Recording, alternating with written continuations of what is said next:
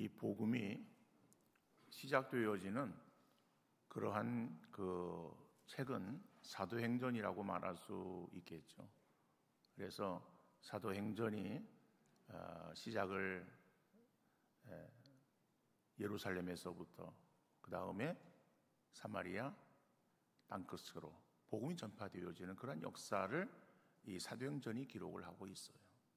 그러니까 사도행전은 교회가 세워지고 그 세워진 그 교회가 어떻게 그 확장되어지는가라고 하는 그 부분을 다루고 있는 책이 사도행전입니다. 기독교를 예수님께서 이제 새롭게 그 정비를 하시고 개혁을 하시고 그래서 제자들에게 있어서 그 사명을 부여하셨어요.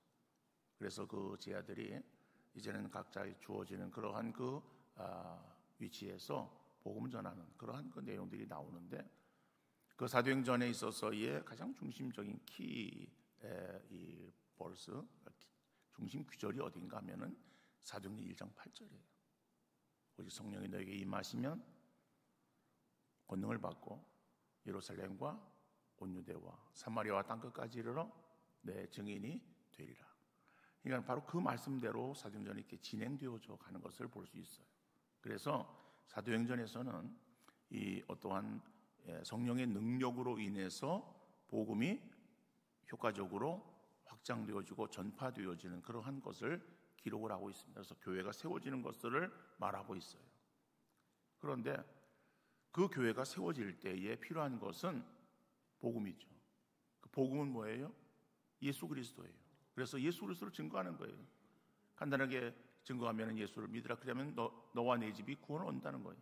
빌립보 간수의 집에 바울이 복음을 전합니다. 그 복음의 내용을 어떻게 정리해서 말하는가 하면은 바로 그 말이에요. 주 예수를 믿으라. 그러면 너와 내 집 구원 얻으리라고 하는 그 복음으로 인해서 가정의 식구들이 주께로 돌아왔다라고 성경이 기록하고 있는 거예요. 자, 그런데 그 교회들이 세워진 교회들이 그 다음에 교회에 대한 교회 생활, 어떤 신앙 생활에 대한 그런 것들은 그들에게 있어서 많은 지식들을 가지고 있지 못했어요.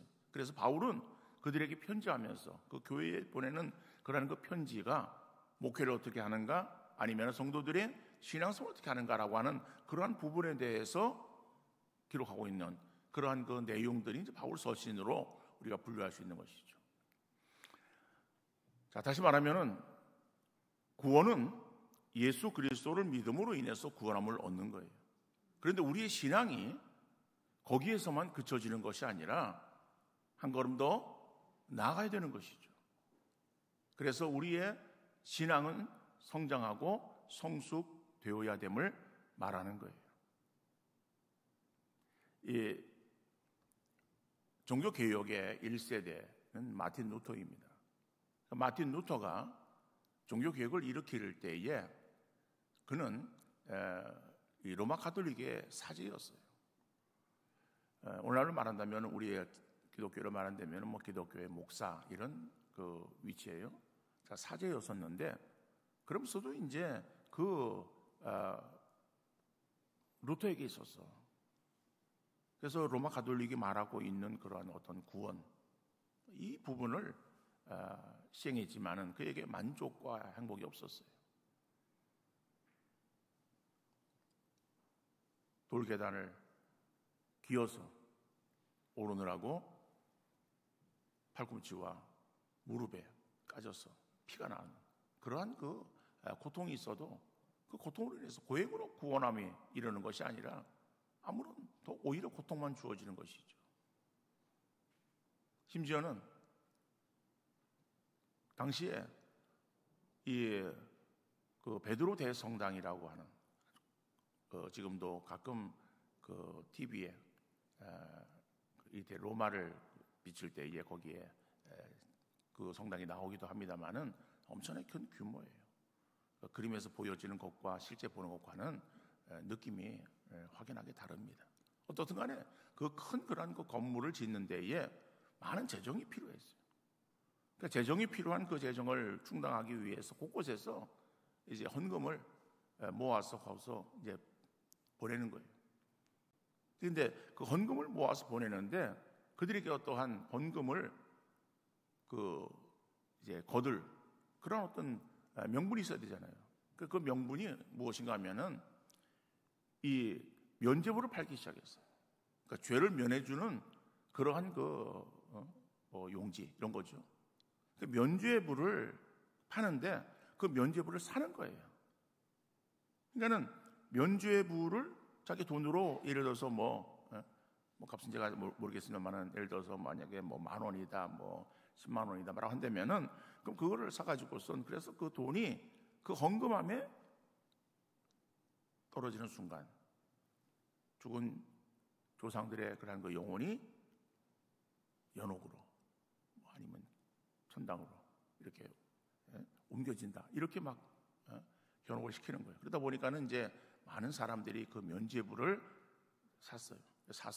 샀으면은 그 돈을 로마 성당 짓는 데로 보내서 그래서 마련되었던 것이 로마 성당입니다. 그런데 면죄부를 면죄부 죄를 면해주는 그러한 것이 돈으로 살 수 있는 것인가? 성경에 그런 것이 없는 거잖아요.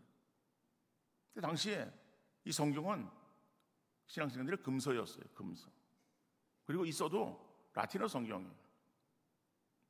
읽지를 못하는 거예요. 성도들이 들어도 라틴어로 쉽게 얘기하면은 오늘 우리 그 예배 때에 제가 영어 성경으로 성경을 읽고 그리고 예를 들어서 영어로 설교하는 것과 마찬가지예요.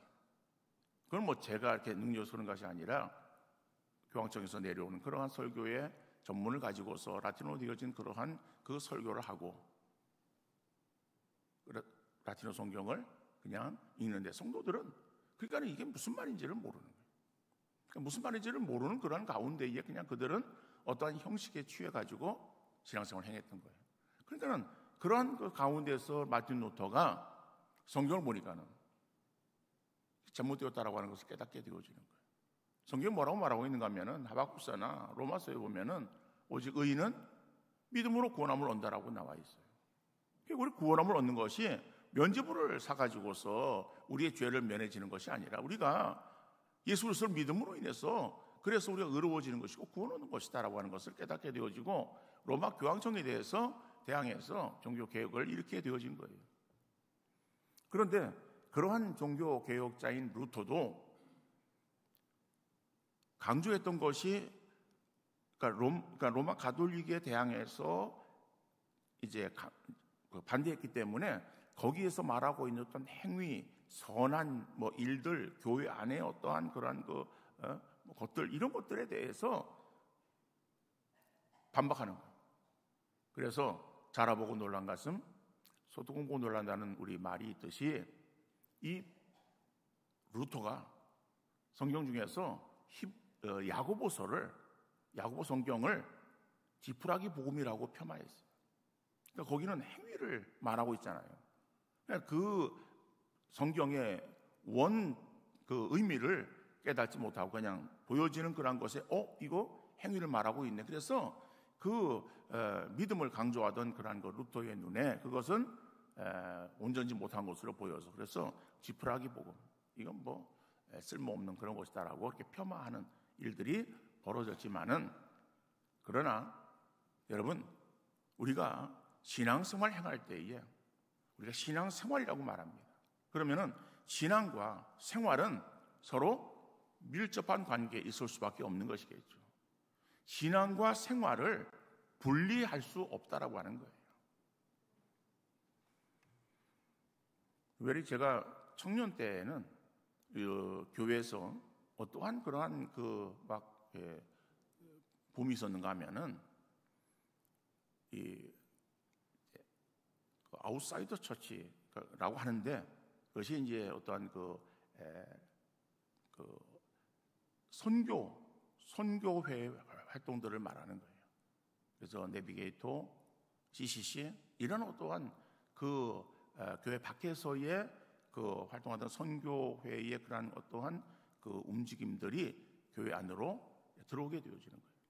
들어오는데 거기에서 강조하는 것이 무엇인가 하면 성경 공부예요.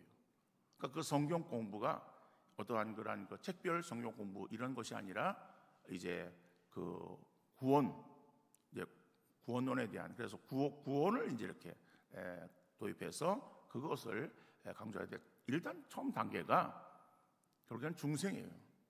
사실 우리 신앙생활 가장 중요하죠. 중생 거듭나는 거. 그래서 그 거듭남에 대한 것을 강조를 하는 거예요. 그 거듭남이 어떻게 이루어지는가? 예수 그리스도를 믿음으로 인해서 거듭난다. 그래서 그 거듭남, 중생에 대한 그러한 또 지식을 전하고 가르치고, 그리고 또 그것에 대한 확신이 있는가, 그러니까 신앙에 확신이 있는가라고 하는 것들을 묻는 그러한 일들이 있어요. 그러니까는 그러한 것들이 당시 교회에 굉장히 이제 아주 새로운 그러한 어떠한 일들로 나타나게 되어졌어요. 그런데 그 뒤에 그러면은 구원받은 성도가 그 다음 단계는 자연적으로 되어지는데 그냥 초기 단계 거기에만 강조가 머무르는 거예요. 그러다 보니까는 어떻게 삶을 살 것인가라고 하는 부분은 별로 강조하지 않았던 거예요. 근데 여러분, 우리가 구원을 말할 때에 구원이 우리가 중생함으로 인해서 우리의 구원이 다 완성되어진 것인가라고 하는 거예요. 지금 수요일 날 우리 정 목사님이 이제 그 구원의 서정에 대해 설교를 하고 있어요. 그래서 제가 다시 이렇게 언급하는 것은 좀 그렇지만은 그래도 오늘 본문이 우리 그것을 말하기 때문에 종합해서 간단하게 말씀을 드리면은 구원이라고 하는 것은요, 우리의 구원은 하나의 어떠한 그 과정으로 끝나는 것이 아니에요. 그래서 우리는 그 단계라고 말하기도 하는데 그 과정들을 이제 여러 가지 그 학자들에 따라서 7개, 8개, 9개 여러 나누기도 합니다만은, 그러나 저는 9개로 배웠어요. 9개 구원의 서정, 9단계에. 근데 그걸 보면 그건 종합하면은 과거적인 요소가 있고 현재적인 요소가 있고 미래적인 요소가 있다라고 하는 거예요. 그러니까 과거적인 요소가 뭐냐? 지난 거죠. 그러니까 지난 그런 것에 있어서는 하나님의 택정과 부르심, 그 다음에 그 부르심 가운데에 새로운 영적인 출생이 이루어진 중생, 그죠?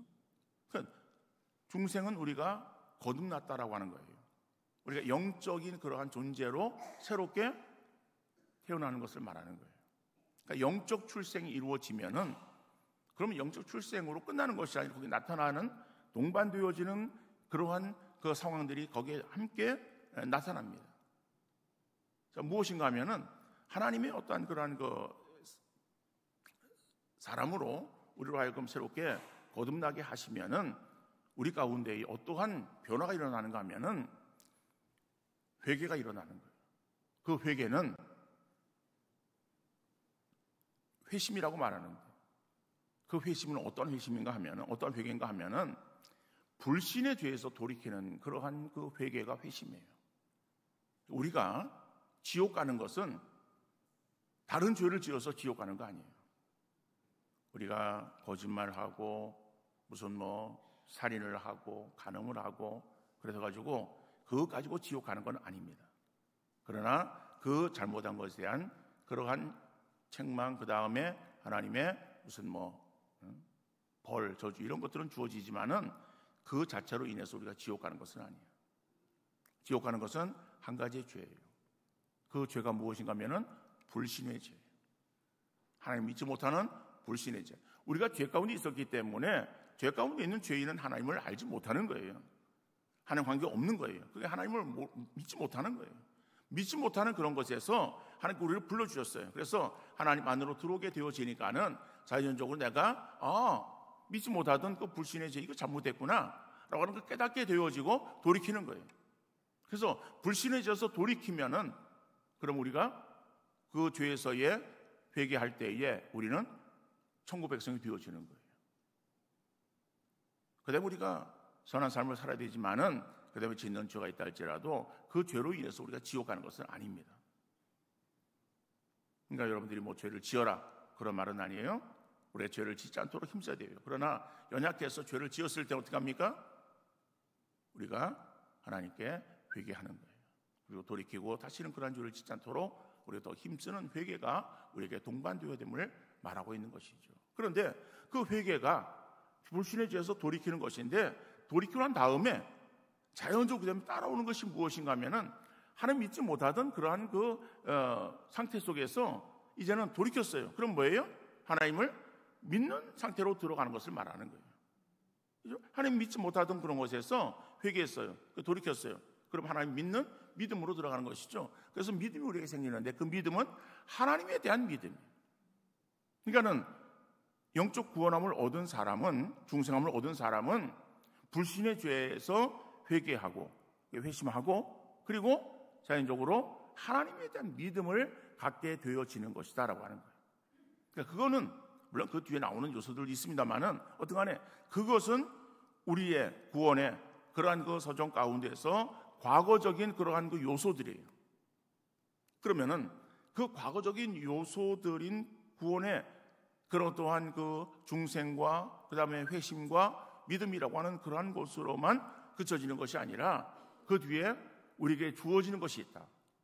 여러분, 우리가 어린 아이를 생각할 때에 육신적인 그러한 출생과 영적인 출생은 아주 쉽게 대비가 되어져요. 육신적인 그러한 출생에 있어서 어린 아이를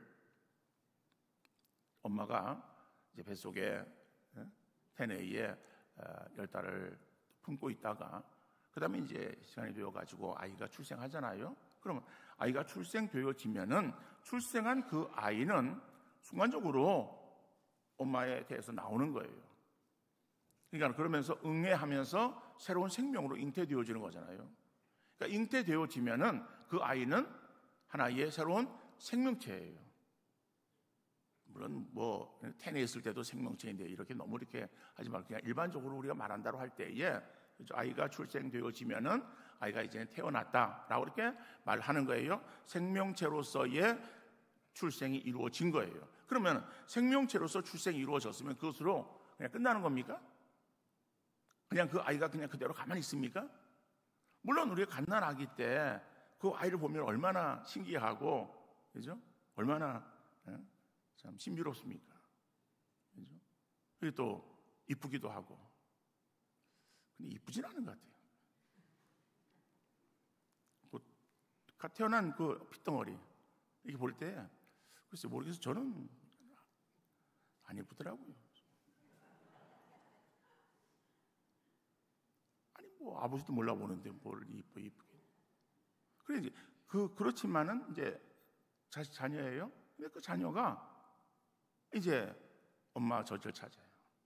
엄마 젖을 먹이기도 하고 우유를 먹이기도 하고 이유식을 하기도 하고 아기가 점점 자라요. 자라면서 이제 빵긋하고 웃으면서 알아보고 막 그러면은 어때요? 이뻐요. 그죠? 얼마나 이쁜지. 자기 자녀가 안 이쁜 사람은 어디 있어요? 다 이쁘지. 고슴도치도 제 새끼는 이쁘다 그러는데 다 이뻐요. 그러니까 이쁘다라고 하는 것은 뭐예요? 그만큼 이렇게 과정에 따라서 잘 성장되어질 때 이쁘다라고 하는 것이지, 그 아이가 출생해가지고 출생되어진 그 상태로 가만히 있다고 한다면은 처음에 막 신비하고 야 놀랍다, 어이구 이게 생명체구나, 이게 내 아들이구나 내 딸이구나 이러지만은 그냥 자라지 않고 그냥 그대로 있다 한다면은 그 다음에 뭐예요? 걱정 근심. 이 아이가 왜 밥을 안 먹지 잘? 왜 아이가 잘 안 크지? 라고 하는 그런 거 걱정 근심이 더해지잖아요. 마찬가지로 우리 영적인 그러한 그 존재도 그렇다라고 하는, 우리가 영적으로 거듭나서 새로운 생명체가 되었으면은 생명체가 되어진 우리들이 자라가야 되는 것이고, 그 다음에 자라는 그러한 것 과정들은 이거는 시간이 정해진 것이 아니야. 하나님 우리에게 수를 허락하시는 동안 계속 우리는 자라가고 노화의 과정들을 겪으면서의 이 땅에서 우리가 생활하는 거예요. 그래서 사람이 무슨 뭐 노화를 뭐 24세 뭐 25세부터 노화가 되어진다 이러는데, 여러분 그 뒤에 어떤 우리가 죽을 때까지 행하는 것이 뭡니까? 사람 되어지는 거예요. 그죠? 그래서 어떤 사람 보면은 말이에요, 아주 늦게 철났어 그런 말도 하잖아요. 그러니까 우리가 계속 사람의 그런 그 모습에 있어서 성장과 성숙을 이루어 가야 되는 거예요. 물론 우리가 그 노화로 인해서 성장이 스톱되었다 할지라도 그 다음에 성숙되어지는 그런 그 모습들은 드러나는 거예요. 나이가 드신 분들이라 할지라도 그 모습에 보면은 성숙함이 드러나잖아요. 그죠? 몸은 늙어가지만은 그러나 행하시는 그런 어떤 생각이라든지 그 말이라든지 뭐 이런 것들이 보면 굉장히 아주 어른스러워 간다 라고 하는 것을 우리가 생각할 수 있어요. 그러니까 그러다가 마지막 우리가 하나님 부르시면 이제 하늘나라에 우리 영혼이 가는 거 아니겠어요? 그러니까 그런 어떤 것을 볼 때에 구원이 그렇다는 거예요. 영적 구원도 과거적인 요소가 있고 현재적인 요소가 있고 미래적인 요소가 있고, 미래적인 요소는 우리의 영혼이 천국에 들어가는 영광스러운 자리에 들어가는 바로 그것이 마지막 미래적인 구원이다. 구원의 완성이다라고 하는 것이죠. 자, 그래서 오늘 본문은 우리에게 있어서 이 현재적인 구원을 말하는 거예요. 너희 구원을 이루라. 그럴 때에 그 구원을 이루라고 하는 것은 과거적인 것이 아니에요. 중생은 과거적인 것이에요. 우리가 영적인 그러한 그 출생에 있어서도, 그렇죠? 죄송합니다. 육적인 출생에 있어서도 순간적으로 딱 태어나면 끝나는 거예요.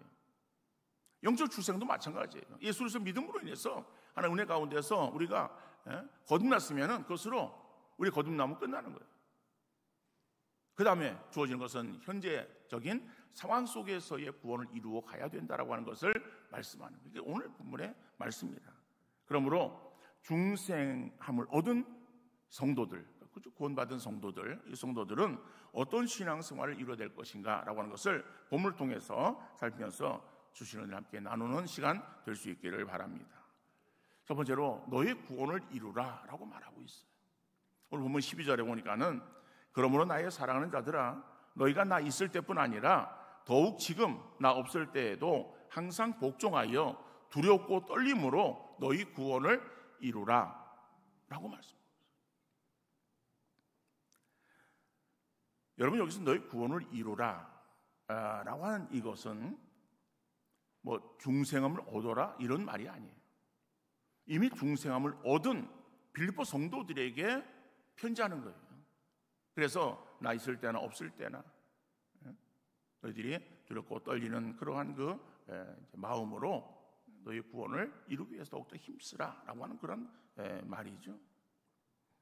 그러니까 여러분, 아까도 말씀드렸듯이 우리가 중생하면은, 거듭나면은 나타나는 그러한 그 현상이 무엇인가 하면 두 가지를 말씀을 드렸습니다. 하나는 뭐예요?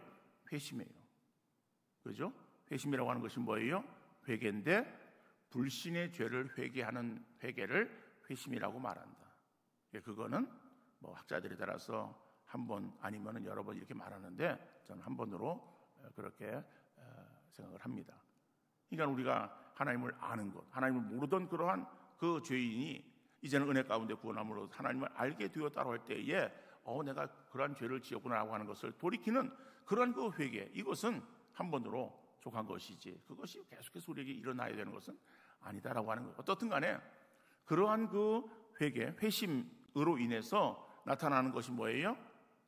하나님 알지 못하던 그러한 불신의 죄에서 회개하면은 하나님을 믿는 믿음으로 나간다라고 하는 거 아니에요. 그렇죠? 그러니까 불신의 죄에서 회개하면은 그 다음에 나타나는 것이 믿음이에요. 하나님에 대한 믿음이에요. 하나님에 대한 믿음을 가지게 되어지는 것이고, 우리가 신앙생활을 행한다라고 하는 것은 그것은 뭘 말하는가 하면은 우리의 믿음이 자라가는 것을 의미하고 있는 거예요.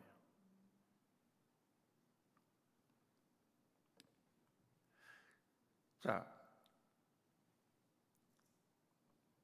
그러니까 우리가 그러니까는 구원받은 성도, 우리가 구원받은 성도가 되었단다면은 자연적으로 우리에게 나타나야 되는 그러한 그 상황이 어떠한 상황에 우리가 놓여 있는가 하면은 성장과 성숙을, 신앙의 성장과 성숙을 이루어 가야 되는 그러한 가운데 우리가 놓여 있는 거예요. 아까도 말씀드렸듯이 어린 생명이 가만히 그냥 있는다, 그대로 있는다라고 한다는 것은 그거는 기쁨이 아니요 오히려 근심과 걱정이 될 수 있다. 우리가 예수의 생명을 받은 자로서 거듭난 그러한 성도가 되었으면은 자연적으로 우리에게서 그 믿음의 성장과 성숙이 동반되어야 된다라고 하는 것을 말씀하고 있는 거예요. 에베소 4장 15절 말씀 보면은 오직 사랑 안에서 참된 것을 하여 범사에 그에게까지 자랄지라 그는 머리니 곧 그리스도라. 그러니까는 우리에게 있어서 성장과 성숙을 이루어 가야 되는데 우리의 믿음의 성장과 성숙이 어디에까지 올라가야 되는가 하면은 예수 그리스도에까지. 다시 말해 우리의 모습 속에서 예수 그리스도 형상이 드러나기까지, 예수의 모습이 우리에게서 풍겨날 수 있는 그러한 그 지경에 이르기까지 우리가 계속해서 성장하고 성숙해야 된다라고 하는 것을 말하는 거예요. 그러면서 오늘 본문 10절 말씀 보니까는 너희 안에서 행하시는 이는 하나님이시니 자기의 기쁘신 뜻을 위하여 너희에게 소원을 두고 행하게 하시나니 그랬어요. 여러분, 우리가 믿음으로 성장하고 성숙되어지는 것은 우리가 하고 싶어서 하고 내가 하기 싫다고 그냥 안 하는 것이 아니다라고 하는 거예요. 이것을 꼭 우리가 해야 되는 것인데 왜 해야 되는가 하면은 당연히 우리가 예수의 생명체를 가지고 이 땅의 영적 출생이 이루어진 그 성도들에게 있어서는 이러한 일들이 자주로 나타나야 되는 것인데 이렇게 영적인 성장과 성숙을 이루는 것이 하나님께서 우리를 향하신 하나님의 뜻이라고 말씀합니다. 그러니까 하나님의 기쁘신 뜻이 무엇이냐? 우리가 하나님의 사람으로 거듭난 우리의 모습 속에서 하나님께서 원하시는 그러한 그 모습대로 우리가 더욱더 성장하고 성숙되어지는 그러한 신앙의 삶이 우리에게 나타나야 됨을 말하고 있는 거예요. 그런데 이 믿음의 성장과 성숙, 그러니까 믿음이 자란다. 여러분, 믿음이 우리가 이제 신앙생활을 행해서 믿음이 자란다, 믿음이 자랐다라고 하는 것을 생각할 때 이것은 무엇을 말하는가? 이거는 다른 것이 아니라 하나님에 대한 믿음이 우리가 더욱더 커져가는 것을 말하는 거예요. 그런데 하나님에 대한 믿음이 커져가는 그것을 우리의 육신의 눈으로 그것이 보이는가? 보이면 좋을 텐데 그것이 안 보인다라고 하는 거예요. 그렇죠? 여러분, 믿음이 자라는 것이 눈으로 보입니까? 눈으로 안 보여요. 그런데 성경 우리의 믿음이 더 자라기를 힘쓰라고 말씀하고 있는 거예요. 그러면은 그 믿음이 자라고 있다, 성장하고 성숙하고 있다라고 하는 것을 우리가 어떻게 알 수 있는가 하면은 나타나는 반응으로 알 수 있는 거예요. 반응으로. 여러분, 어린 아이들을 보면은요, 어린 아이들이 이제 잘 먹고 잘 자랍니다. 그래서 늘 보는 부모에게서 잘 모르지만은 어쩌다 이렇게 한 번씩 볼 때는 아이가 상당히 이렇게 커졌어요. 키도 크고 몸무게도 많이 나가는 것 같고 어떠한 무슨 외형적인 어떤 변화도 일어나는 것 같고 이러면은 어유 많이 컸네. 우리 그렇게 얘기를 해요. 그러니까 많이 컸네라고 하는 그것은 그 아이가 성장하고 있다라고 하는 것에 대해서 나타나는 어떠한 반응이다라고 하는 거예요. 그렇죠? 키로 나타나고 몸무게로 나타나고. 그런데 우리의 믿음이라고 하는 것도 어떠한 그렇게 우리 눈으로 보여지는 그러한 것으로 나타나야 된다라고 하는 거예요. 그럼 우리의 믿음이 어떤 반응으로 나타나야 될 것인가라고 하면은 우리의 삶이라고 하는 것으로, 행위라고 하는 것으로 드러나야 된다라고 하는 것을 말하고 있는 거예요. 그래서 신앙과 행위는 서로 연관되어 있고 뗄래야 뗄 수 없는 것이지 그것이 분리해서는 안 된다라고 하는 거예요. 아까 처음에 제가 말씀드렸듯이 마틴 루터가 믿음을 강조하고, 근데 그 믿음을 강조한 것은 루터가 이 로마 가톨릭에 있었기 때문에 거기에 이제 그 반응해서 그래서 로마 그 가톨릭에 대한 그 개혁을 일으키는 그러한 개혁자로서 거기에 하다 보니까는 이제 그것을 너무 이렇게 오버하는 그러한 그 모습이었었지만은 사실은 그 신앙에 있어서의 중요한 것은 신앙과 생활이 동반되어야 된다. 그러니까 성경 전체를 보면은 그것을 말하고 있어요. 그러니까는 신앙생활을 우리가 잘 해야 된다라고 하는 그것은 결국에 우리가 신앙의 아름다운 삶이 우리에게 드러나야 된다라고 하는 것을 의미하고 있는 말이에요. 이게 신앙생활을 잘하는 거예요. 우리의 신앙생활은 말로 행하는 거 아니에요. 말을 잘한다고 해서 그 사람이 신앙이 좋다라고 말할 수 있는 것이 아니다라고 하는 거예요. 우리는 자기의 신앙을 드러내기 위해서 우리가 말로 표현하려고 할 때가 많아요. 많은 말들을 해서 우리가 자기의 신앙을 표현하고, 그래서 뭐 간증이라고 하는 것으로 자기의 어떤 그런 모습을 드러내기도 하고, 기도를 통해서 자기의 어떤 믿음의 정도를 나타내 보이려고 하는 그러한 경우도 있어요. 그러나 여러분, 우리의 기도 가운데 말이 많다고 했어요. 많은 미사역으로 아름다운 말들을, 아름다운 표현들을 많이 쓴다고 해가지고, 그래서 그 기도가 잘하는 기도고 그 사람이 정말 성숙한 그러한 그 신앙의 사람이라고 말할 수 있겠는가라고 하면 그것은 아니다라고 하는. 물론 그것도 하나님의 은사죠. 잘 표현하고 그리고 이런 것들도 하나의 은사이지만은, 그러나 그 자체가 믿음의 성숙은 아니다라고 하는. 믿음의 성숙은 우리의 삶으로 드러날 수밖에 없다라고 하는 거예요. 우리의 말이 달라져야 되고 우리의 행위가 동반되어서 정말 성숙한 그러한 그 아름다운 모습으로, 그래서 신앙인다운 그러한 그 모습, 그 모습은 결국엔 예수님 닮아가는 그러한 그 모습으로 나타나야 됨을 말하고 있는 거예요.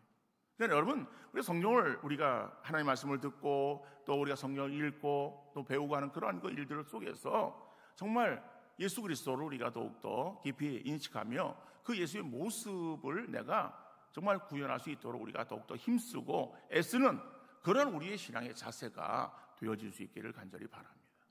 저절로 되는 거 아니에요. 신앙의 연륜이 지나간다고 해서 내 모습이 자연적으로 어떤 신앙의 성장과 성숙을 이루어가는 거 아닙니다. 우리의 직분이 더해간다고 해가지고 그래서 그 직분이 우리에게 있어서의 신앙의 성장과 성숙을 이루어가는 것이 아니에요. 우리의 신앙 연수도 관계없이, 어디에 직분에 관계없이 정말 내가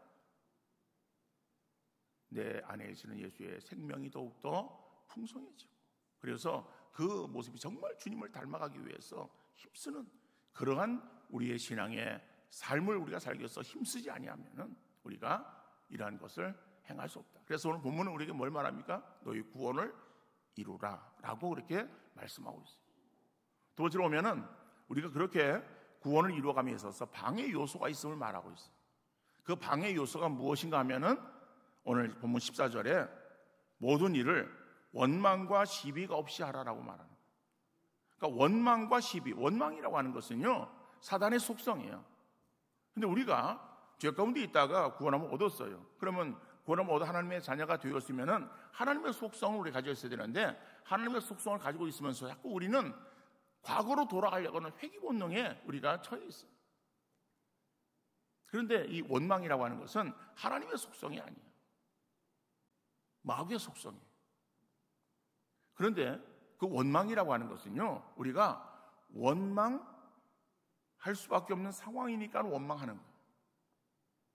여러분, 예를 들어서 이스라엘 백성들이 이제 출애굽을 하고 해서 광야를 이제 나오는 거예요. 그런데 그 출애굽의 기쁨이 채 갇히기도 전에 그들에게 어떤 위기를 만나게 돼요. 그 위기가 어떤 위기인가 하면은 아주 진퇴양난의 위기죠. 앞에는 홍해고 뒤에는 애군대가 추격해 오는 거예요. 여러분, 홍해를 건널 수 없어요. 홍해 어떻게 건넙니까? 빠져 죽는 거예요. 그렇다 가지고 그들이 이제 뒤돌아서 그 바로의 군대에게 포로가 되어 다시 끌려가면은, 그러면은 뭐 살긴 살겠지만은 어떻게 살겠어요? 죽지 못해 사는 거예요.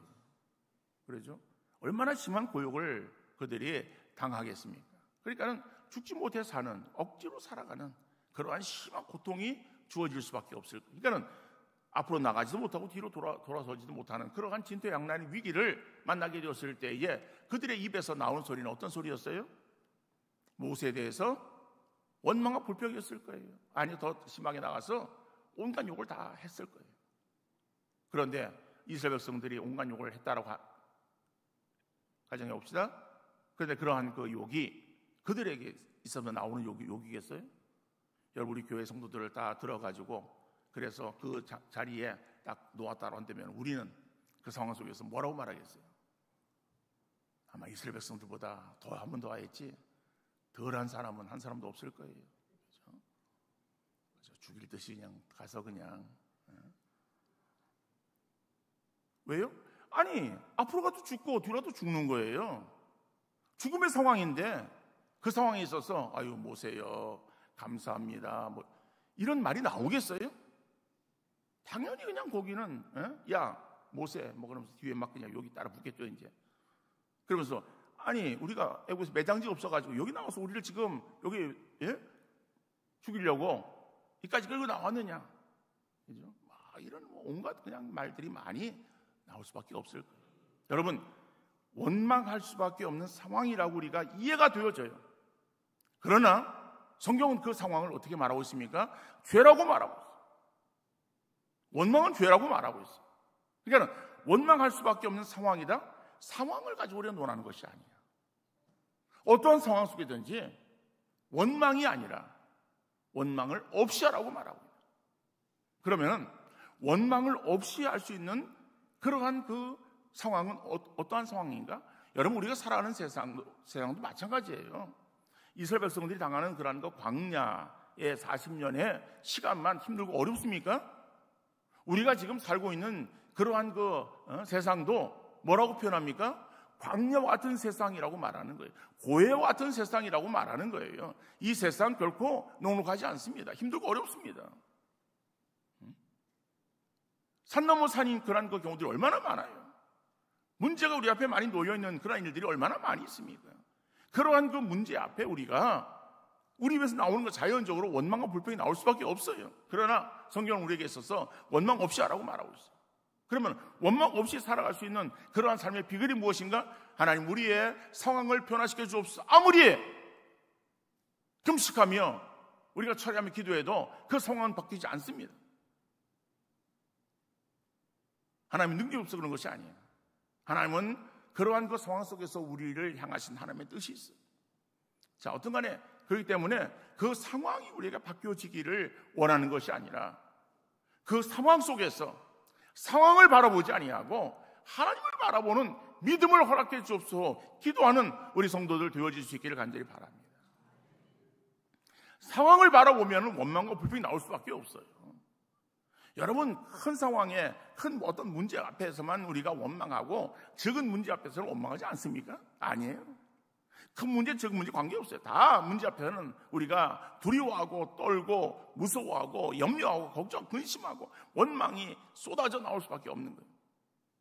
그러니까 상황을 바라보는 것이 아니라 하나님을 바라보고, 하나님을 바라보면 그 하나님은 전능하신 하나님, 우리를 내버려 두지 아니하시고 우리를 지키시고 보호하시고 인도하시는 하나님이 나와 함께 하시다라고 하는 그런 그 사실 속에서 우리가 어떤 상황 속에서도 하나님으로 인해서 우리가 담대하게 그 모든 상황을 우리가 넉넉하게 이겨나가고 견뎌나가게 될 줄로 믿습니다. 우리의 상황 관계없이 하나님께 우리의 시선을 고정하고 하나님만 신뢰함으로 믿음으로 나가는 우리 성도 되어질 수 있기를 간절히 바랍니다. 그리고는 즐겁고 형통할 때는 우리가 찬송이 우리 입에서 나올 것이고 힘들고 어려울 때면 하나님께 자연적으로 기도하는 성도 되어질 줄 믿습니다. 하나님을 가까이 하는 것이 내게 복이라고 하는 사실을 확신하고 믿음으로 전진하는 귀한 삶을 살아갈 수 있기를 간절히 바랍니다. 하나님 믿는 믿음으로 신앙생활을 행하고 있는 우리 성도들, 우리가 신앙생활을 한다고 할 때의 그 믿음의 반응인 우리의 생활, 삶을 통해서 우리의 믿음을 드러내는 여러분들 되어질 수 있기를 간절히 바랍니다. 그러니까 내 삶의 모습이 어떻게 지금 행해지고 있는가를 늘 우리가 돌이키는 여러분들 되세요. 다른 사람들을 알아보면서 저 사람은 이렇고 그 사람은 그렇고 다른 사람 판단하고 비판하는 것이 아니라 내가 내 모습 바라보면서 야 정말 이게 하나님 믿는 하나님의 백성의 모습일까? 이 집사라고 그러는데 과연 이게 집사의 모습인가? 이게 장로의 모습이고 이게 목사의 모습인가? 여러분 우리가 우리 자신들을 한번 돌아보는 여러분들 되어야 될 줄로 믿습니다. 그래서 우리의 삶에서 정말 하나님 기뻐하시는 그러한 그 모습들, 그리고 시간이 가면 갈수록 우리의 신앙의 삶이 더욱더 풍성해지고 아름다워져가는 그러한 귀한 모습으로 드러날 수 있기를 간절히 바랍니다. 우리 어떤 상황이든지 우리의 상황은 힘들고 어려워요. 힘들고 어려운 그 상황만을 바라보지 말고 상황 속에서 우리를 인도하시고 역사하시는 하나님을 우리가 더욱더 절대적으로 신뢰하는 믿음으로 승리하는 삶을 살아가는 귀한 성도 다 되어질 수 있기를 주님 이름으로 축원합니다. 거룩하신